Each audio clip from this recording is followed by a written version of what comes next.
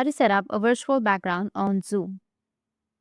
So if you want to set up a virtual background on Zoom, then first you need to open up your Zoom application.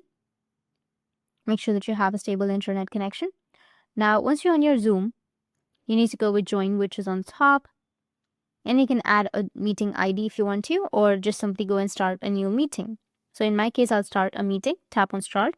Now, once you are in the meeting, if you want to set up a virtual background, then you need to just swipe on the bottom of your screen and you'll find an option of apps. You need to tap on apps.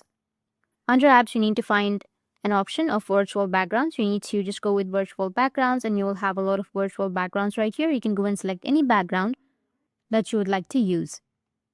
So that's how you can set up a virtual background on Zoom. And if you have any questions, feel free to comment below. Thanks for watching.